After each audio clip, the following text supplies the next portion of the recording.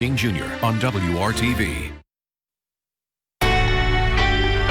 From the station working for you, this is Good Morning Indiana, streaming now. Good morning to you and welcome to Good Morning Indiana. I'm Lauren Casey. And I'm Megan Shen. It's 5 o'clock here on your Friday morning. And I'm Rafael Sanchez with your headlines on this January the 8th. The effort to vaccinate more Hoosiers continues this morning. Working for you, how you and who can now sign up to get one of the many vaccines. Plus, calls to remove President Trump are growing after Wednesday's deadly riots at the Capitol. The very latest from Washington this morning, including reaction from Indiana lawmakers. And after a record number of homicides and deadly acts of violence here, there's a push to help Indy's most vulnerable communities. Working for you, how two local organizations are answering that call. But first, we want to thank you for joining our team here on this Friday. Megan, we finally made it through the work week. Finally made it, and I am so ready for the weekend. Rafael, how about you? Listen, I can't believe that just 1 week ago, we all said Happy New Year. It feels time, right? Boston, like we said that 8 months ago. But hey, here we go. Stepped outside, feeling good. Yeah, you know, it's about the same as it has been all week outside right now, Rafael. The difference the past couple mornings has either been we've had wind or we have not had wind. This morning we do have wind, so we have been able to factor in some wind chills right now. You can see outside right now, temperatures are sitting in the low to mid 30s, 34 in Lafayette, 31 in Indianapolis. But notice these winds are out of the northeast. That's a cool wind direction, anywhere between 8 and 12 miles per hour. And that's putting wind chill values down in the 20s in most locations. So just bundle up a little bit as you get going on this Friday morning. Now, there is a little bit of snow in extreme southern Indiana. I point this out if you're driving towards the Louisville area or south of Seymour. It is impacting Interstate 65. They could see up to maybe about an inch of snow down in that area. That band of snow will not make it any further to the north. That's the good news. It's part of that storm system moving up the east coast. For most of central Indiana today, we're just locked in with the clouds once again. And with the clouds and that northeasterly wind, look at your temperatures. They literally do not move the entire day. So what you walk out to here this morning is the temperatures you're going to basically deal with throughout the entire day. Lauren. All right, Todd, thanks. Let's take a look at your commute as you're heading out the door, maybe heading to work this Friday. Here's I-65 near Southern Avenue. We're looking south of downtown. You can see traffic is moving along up to speed. No major delays for your commute. That is great news this morning. Megan. Thanks, Lauren. Well, final preparations are underway as the general public is set to begin receiving the COVID-19 vaccine today, Rafael. So Hoosiers who are 80 and older can now get either the Pfizer vaccine or the Moderna vaccine. WRTV's Kelsey Anderson, she joins us live this morning with how people can now sign up. Kelsey, good morning.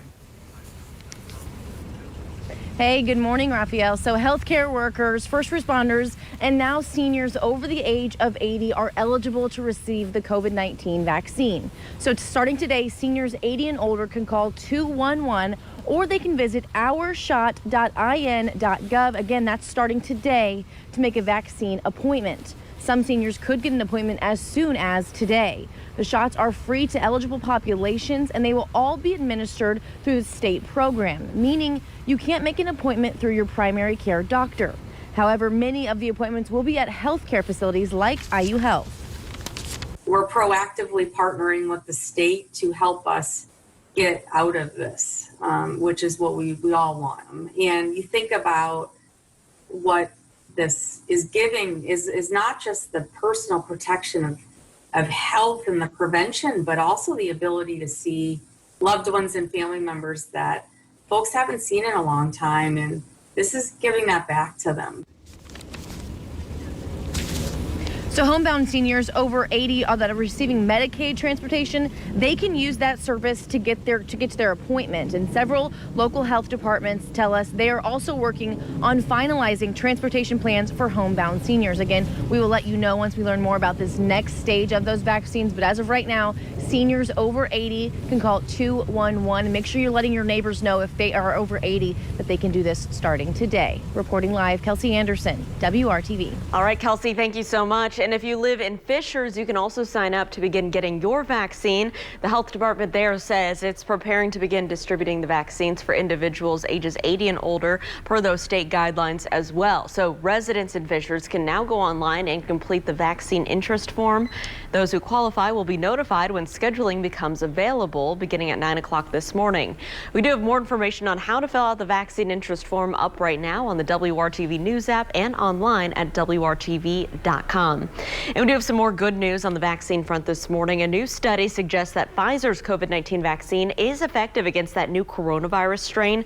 There's 2 new strains now considered more contagious, and they were first identified in South Africa and the UK. So researchers at Pfizer and the University of Texas used a mutation found in both strains to create a version of the virus. They then tested it against blood from 20 clinical trial participants who received 2 doses of the Pfizer vaccine, and they found antibodies in those patients successfully fended off the virus with the mutations. The study is preliminary and has not been reviewed by experts. Raphael? So, Lauren, new this morning, Lafayette police are investigating after shots were fired into the Tippecanoe County Democratic headquarters.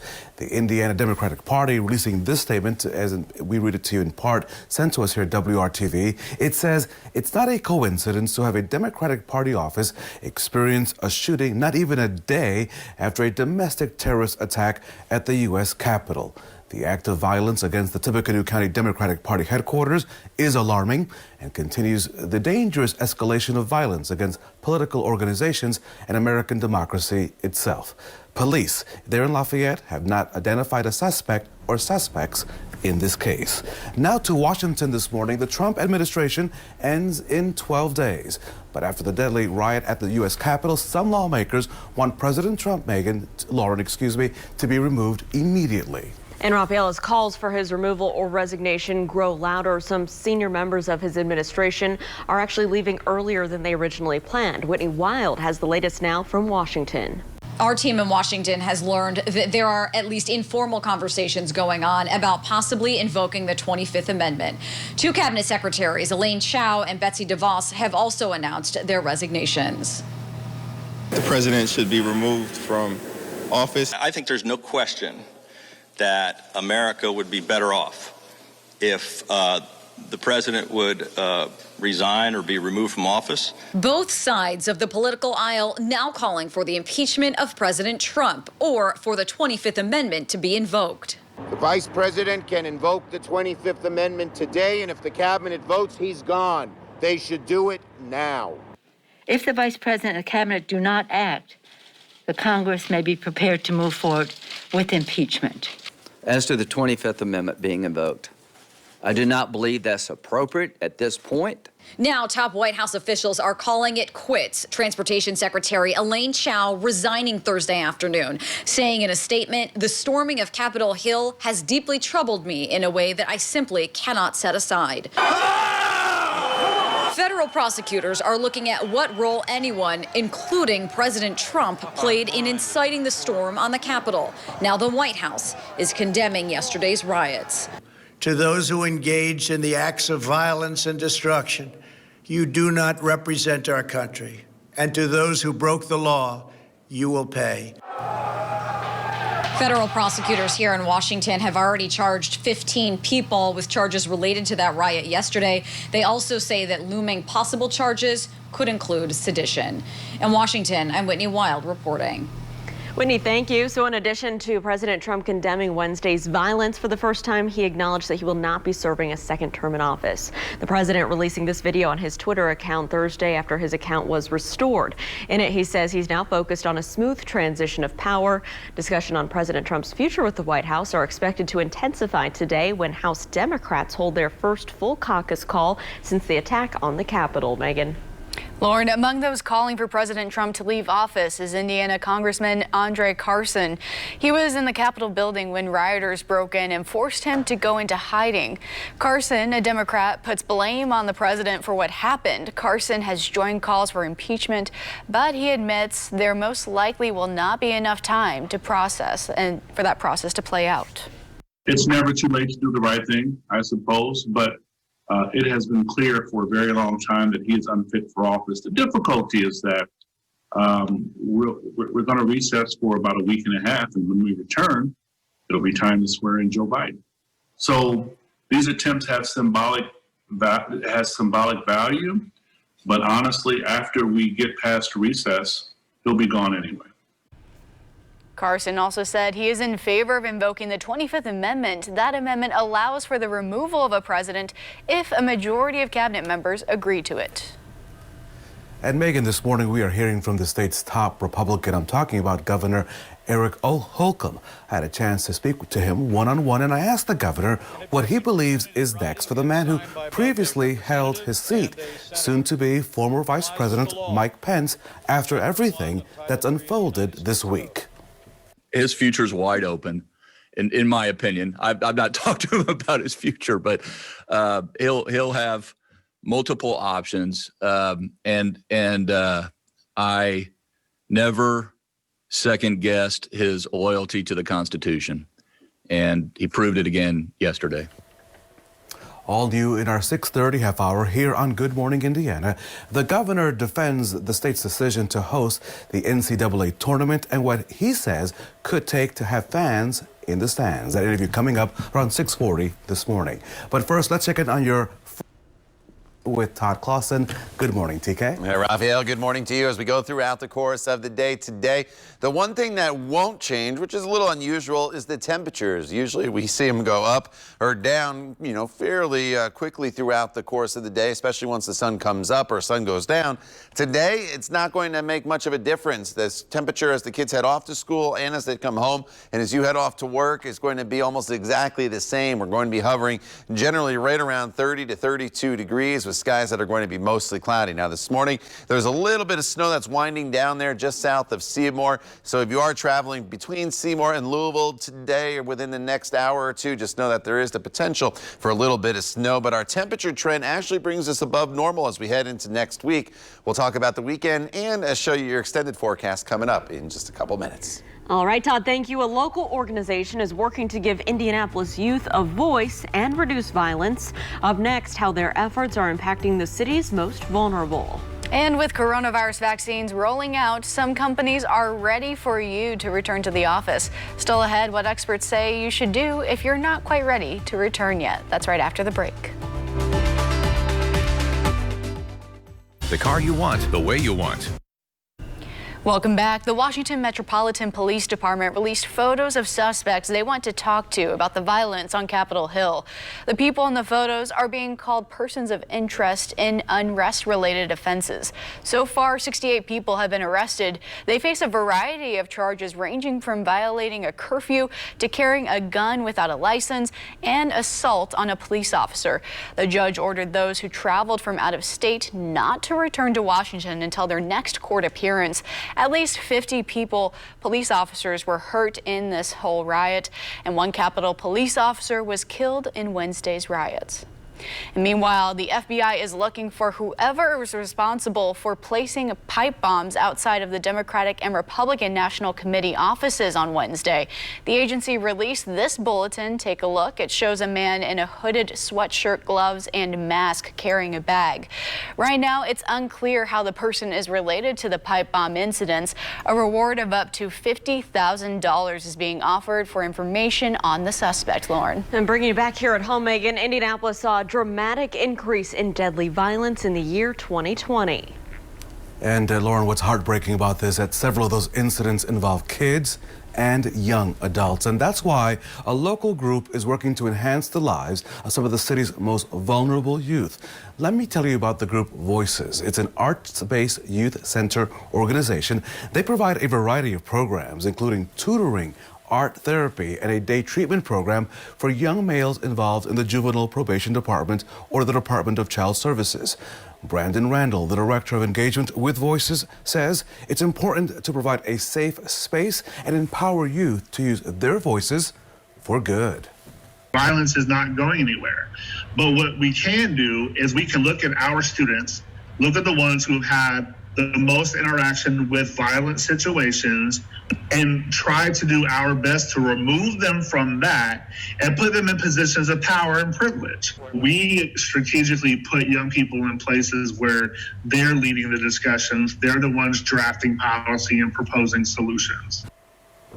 Voices has a leadership development program where students go through 6 weeks of community engagement, identity, image, and conflict resolution topics. Now, they're working to expand this program by going to different apartment complexes and community centers across the area. You can find more information on this program, including how to get involved, by clicking on this story in the WRTV app. Lauren? And Raphael, another organization working to build a stronger community and decrease violence is the MLK Center. It's located in the heart of the Butler-Tarkington neighborhood here in Indianapolis. And the center is a place that provides education and support for our families. It's also created a Tarkington teen work crew. The mission for that crew is to expand the center's reach, engage with the youth, and find out how the center can better serve our local families.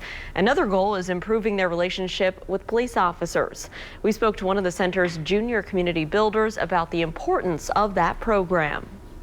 I have to do it because I'm one of the only ones that can, actually make a change. They could have put anybody in this position, but would it matter if they can't do nothing for the community or don't know nothing about the community?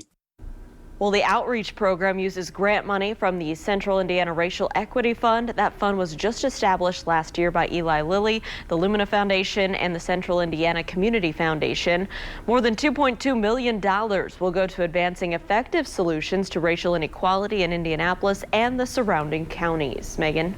Lauren, the time now is 5:19 on this Friday morning, and as COVID-19 vaccines roll out, some companies are making plans to bring employees back to the office. That's not sitting well with everyone. That's according to a survey by Live Career, and it shows 29% of employees would rather quit than return to the workplace, and more than 60% of those surveyed want to continue working from home after the pandemic. Some experts say companies are aware that many people will want to continue working remotely, so they are likely to offer flexibility. What you might be able to do is work with your manager to say, well, I want to work from home 4 days a week, but willing to come in 1 day a week or a couple of hours a week.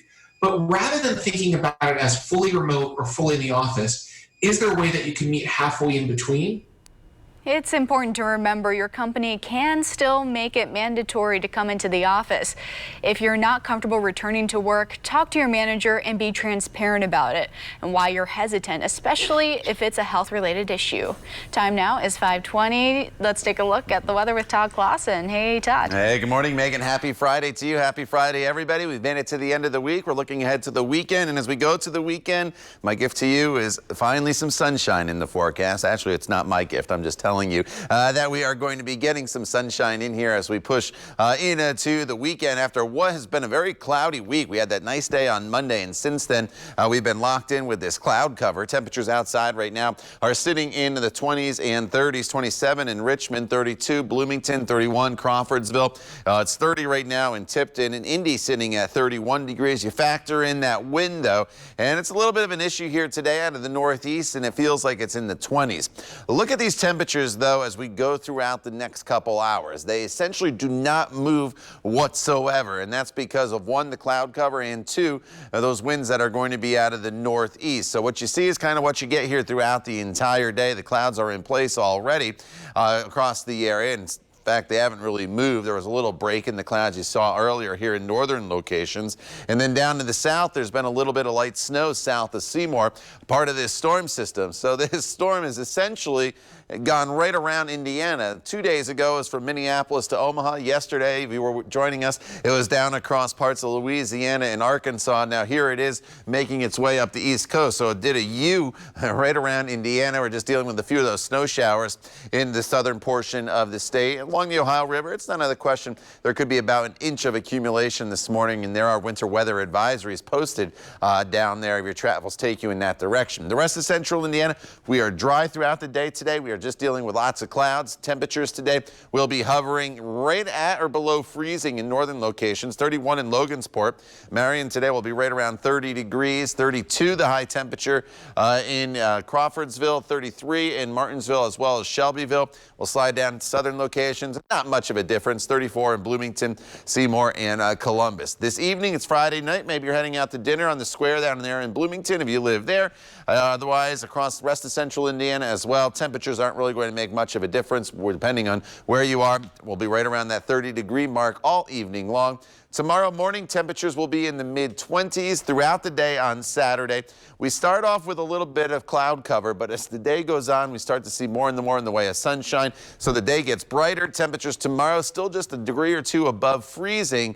And then we'll start a bit of a warming trend with plenty of sunshine as we head throughout Sunday and into the middle of next week. Lauren?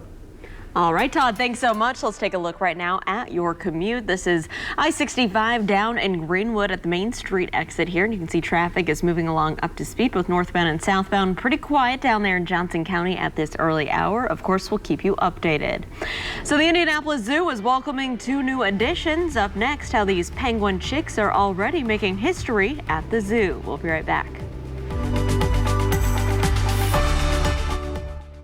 WRTV. Welcome back to Good Morning Indiana, and we're kicking off this Friday with some good news already. The Indianapolis Zoo has welcomed 2 new penguin chicks. Check it out. They hatched just before Christmas. One of the baby penguins was born to a same-sex pair. This is a first for the Indianapolis Zoo. The female laid the egg and left it with an all-male couple who now are caring for it ever since. Zoo officials say the 2 fathers are taking turns tending the nest, incubating the egg, and now feeding the baby penguin. The other baby penguin hatched to a female-male pair who are also first-time parents. All kinds of good news there at the zoo.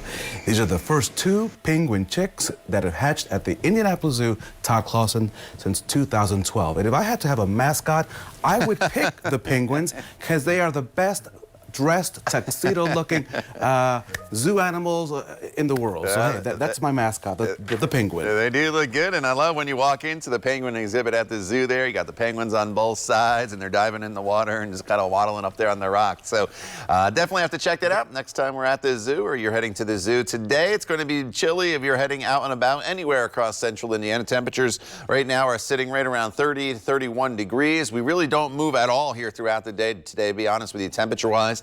Cloudy skies this morning, maybe a few peaks of sunshine this afternoon, but the temperature, that stays pretty consistent right around 31 degrees. The time now is 5:28. Stay with Good Morning Indiana. We're back here in just a couple minutes. Download today. From the station working for you, this is Good Morning Indiana, streaming now. Now at 5:30, more Hoosiers eligible to get the COVID-19 vaccine starting this morning. Our Kelsey Anderson explains who can get it and what you need to sign up. And a Capitol police officer has now died following the riots out in Washington, D.C., and top White House officials are resigning.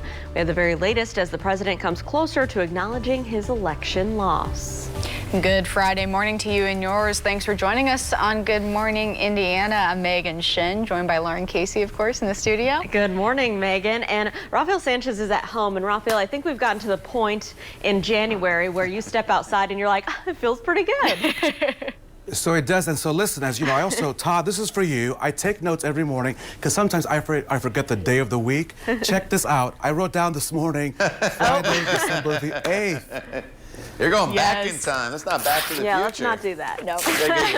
Not good. You got to get that DeLorean and wait for that lightning strike to get you back here into the current time in January. Hey, you had the temperature right, though. You had the temperature right around 30 degrees here this morning as you get going. So what do you need to grab? And before you go, you don't need the umbrella. You don't need the sunglasses. I have not changed this graphic the entire week. You just need to have the coat and the hat and gloves because not only are we dealing with temperatures that are hovering right around freezing, we're also dealing with a cool northeasterly wind that's anywhere about 10 to 15 miles per hour, and that's putting the real field temperatures right now all the way down into the 20s. So that's why you'll need to bundle up. The clouds are in place. There's been a little bit of light snow here in southern portions of central Indiana. Seymour basically south. If your travels take you south to Seymour here this morning, just know you'll be running into maybe up to an inch of snow. This will not make it any further to the north at all throughout the rest of the day. So the rest of central Indiana is going to be completely dry. The clouds, though, they will not depart, and with the cloud cover in place, look at the temperatures, Lauren. They just do not do anything all day long, staying right around the freezing mark this afternoon. All right, Todd, thank you. Let's take a look right now at traffic over on the west side, I-465, a view here at Sam Jones Expressway. You can see traffic is starting to pick up a little bit, some headlights moving across your screen. Everything's traveling smoothly. Of course, I'll keep you updated. Megan? Thank you, Lauren. Well, final preparations are underway as the general public is set to begin receiving the COVID-19 vaccine today, Raphael. So, Megan, people age 80 and older can now either get the Pfizer vaccine or the Moderna vaccine. And this morning, WRTV's Kelsey Anderson joins us live with why so many people are relieved about this news. Kelsey, good morning. Hey, good morning, Raphael. So we've all missed out on a lot this year, but for our seniors who are at extreme high risk, they have missed out on so much: holidays, birthdays, and just missing out on their everyday routine. And that's why the news of the vaccine being available to them is very exciting. We met Paul and Dana Flack at 80 and 78 years old. They might be some of the most active seniors you know, but the pandemic has impacted their on-the-go lifestyle. They normally work out at their local gym each day, but for now, they're sticking to outdoor walks only. But news that Paul Flack at 80 is eligible for a vaccine is the start to a light at the end of the tunnel for them. We're ready.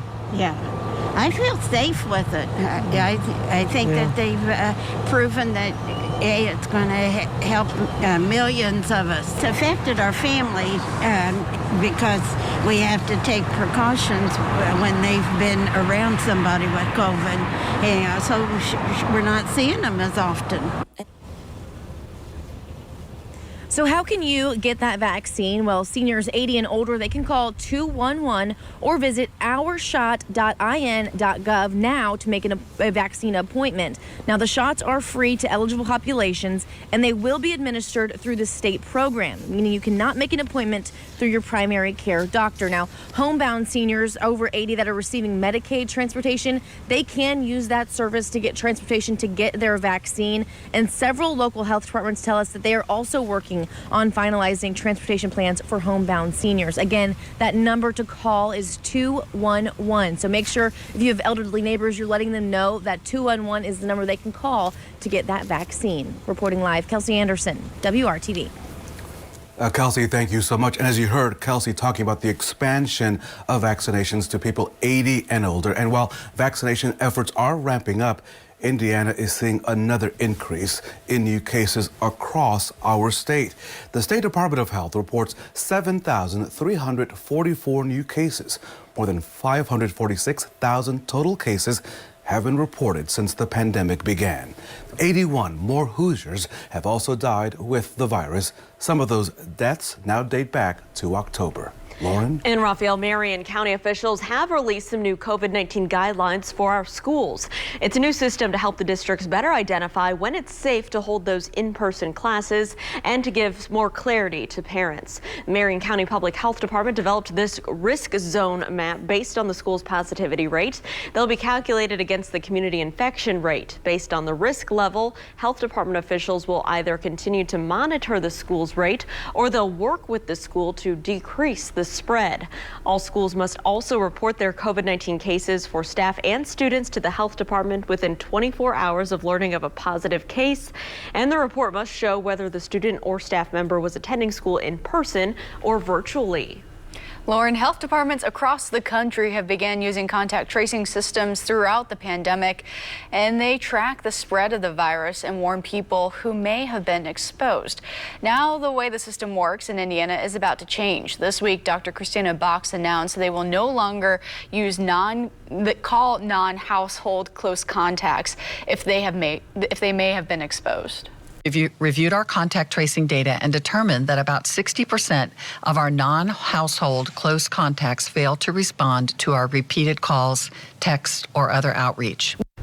Those individuals will receive a text message instead. So we spoke with IUPUI's School of Public Health. We wanted to know what these changes will mean for the average Hoosier.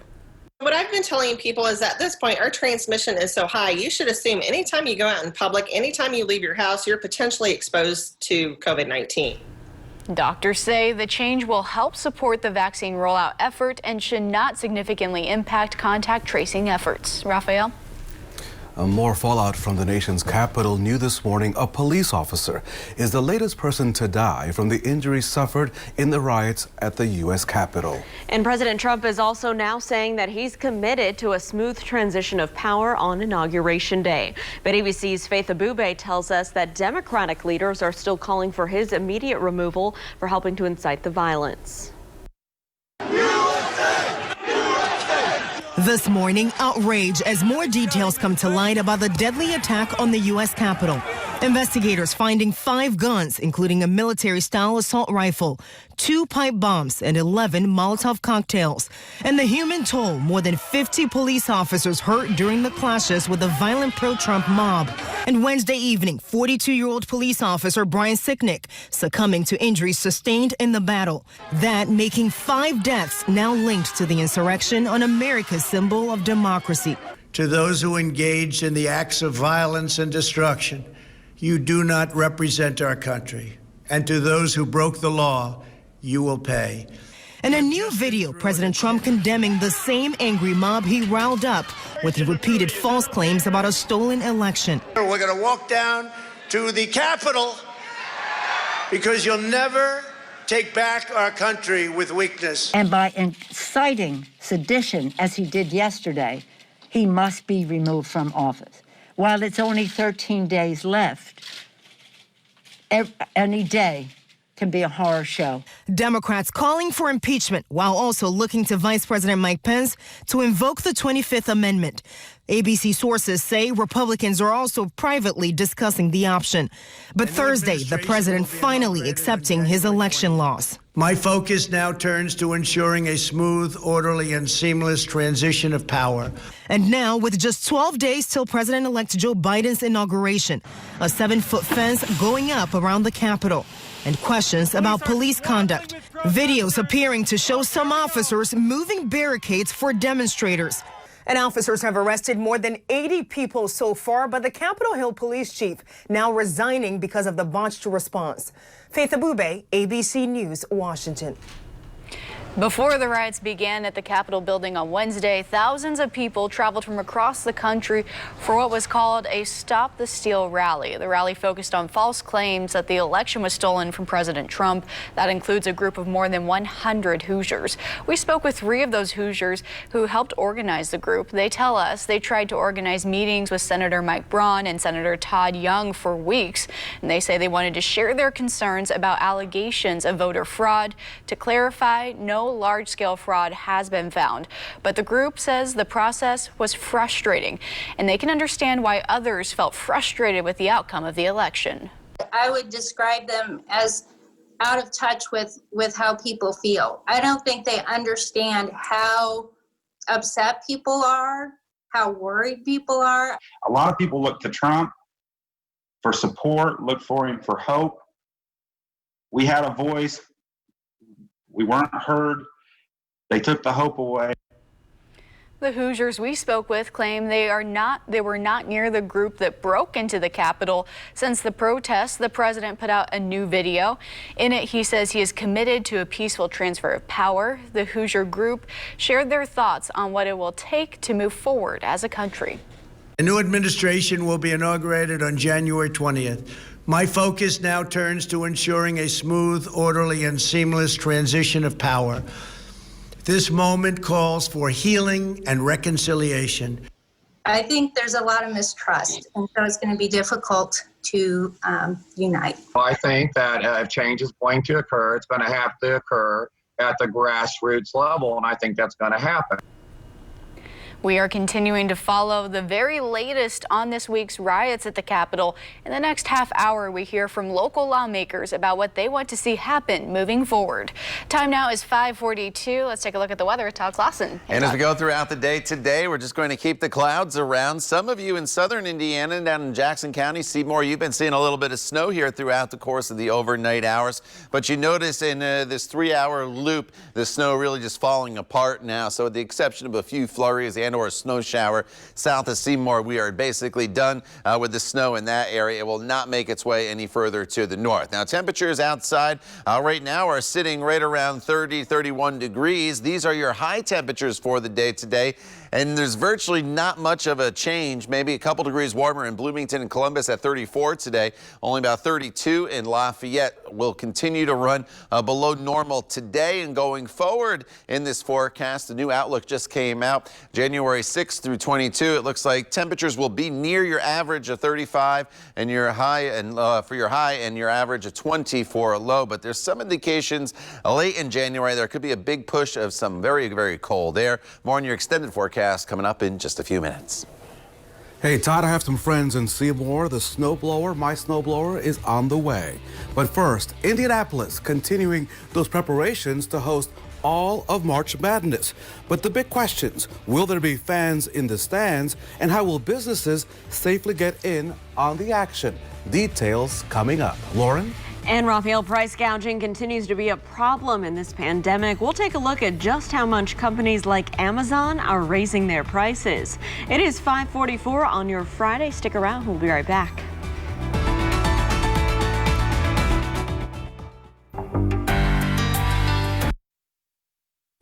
Welcome back. Central Indiana is getting a major chance to rebound from some of the impacts of this pandemic. And Lauren, we saw some of that in Megan's story yesterday with Visit Indy, and now preparations are underway for the NCAA men's basketball tournament taking place really in arenas across our state. But we don't know yet if fans will be able to attend those games. Indianapolis Mayor Joe Hogsett, he gave an update saying it's too soon for the health department to make that call when it comes to those games that will be played here in Marion County. He says any individual or business really looking forward to hosting or watching the games in person should right now make sure that they're following all of the health guidelines. Our behavior today determines our public health environment tomorrow. So the steps that we collectively take today will help determine the safest public health environment possible when the tournament begins in March. And coming up at 6:30, I spoke one-on-one with Governor Holcomb about the state's plans for the tournament. We also have more information on this developing story right now on the WRTV app. Megan? Looking forward to that. Thanks, Raphael. Price gouging has been a concern throughout the pandemic. Now we're getting a look at the large increases that are still happening.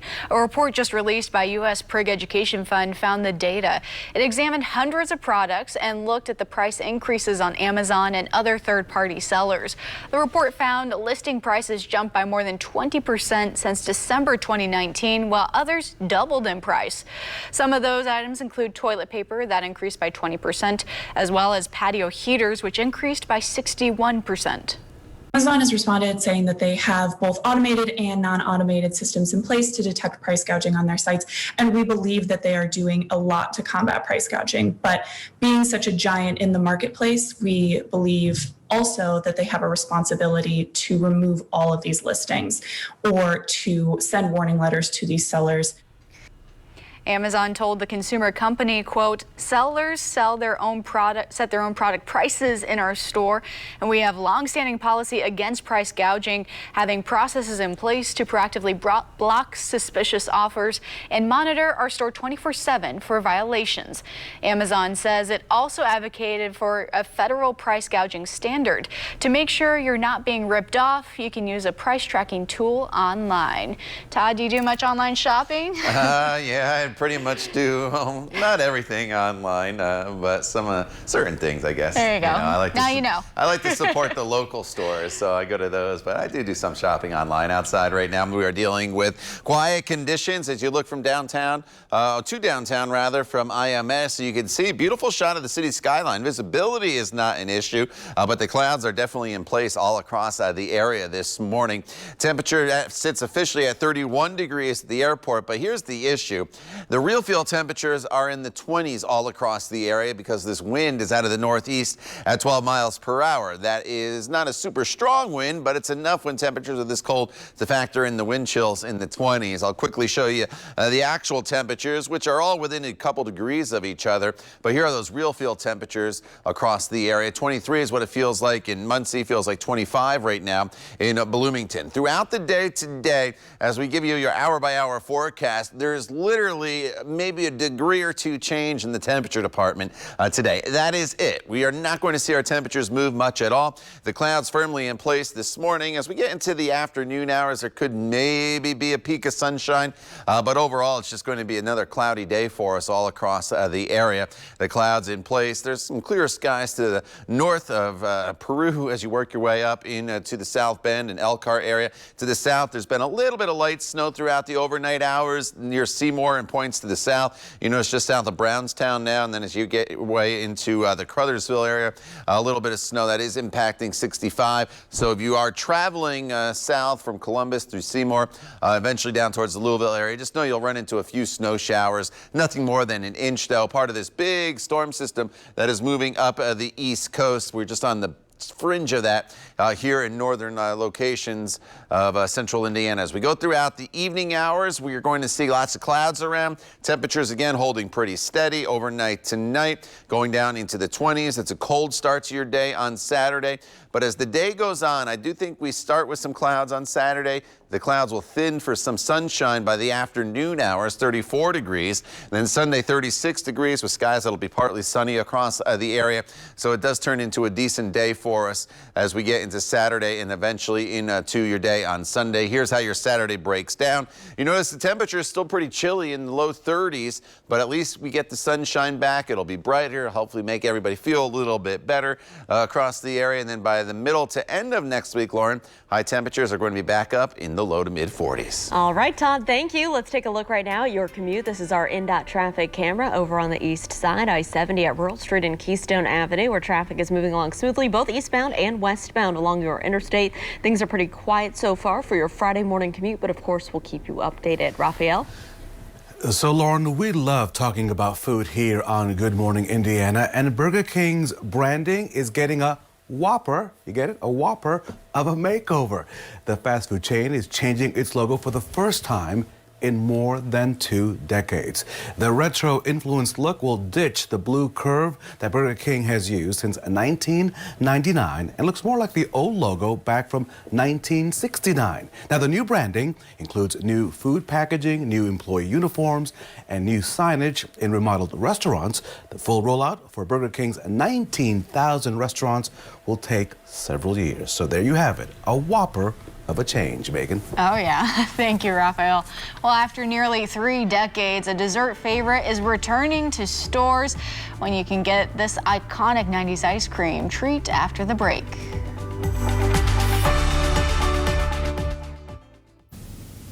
Right now. Welcome back. Great news from Good Humor. The ice cream company is bringing back its 90s favorite, Okay. Raphael. Let's do this thing. It's the classic version of an ice cream cake that has a wavy frozen vanilla base between chocolate layers. This cake has not been available in the U.S. for nearly 3 decades. Welcome back, welcome home. The frozen treat will reportedly return to grocery store shelves later this month, but listen up, only the vanilla flavor will be available for now. And Todd Clausen, please forgive me for what I'm about to say, because I know that you have the scoop on today's Friday forecast.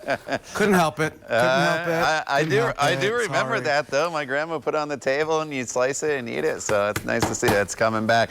Scoop on the forecast is a whole lot of clouds and maybe a sprinkle of sunshine here, Raphael, in spots. Temperatures are in the 30s right now. The temperatures are not going to move much at all. If you look real close at the bottom of your screen here on radar, there's been a few snow showers south of the Seymour area. If you are seeing those will be moving out. They will not make their way to the north. Another cloudy day for us pretty much, with temperatures pretty steady, staying into the 30s. You'll need to bundle up from start to finish. We do get some sunshine back tomorrow. More on that forecast and more coming up when Good Morning Indiana continues at 6 o'clock.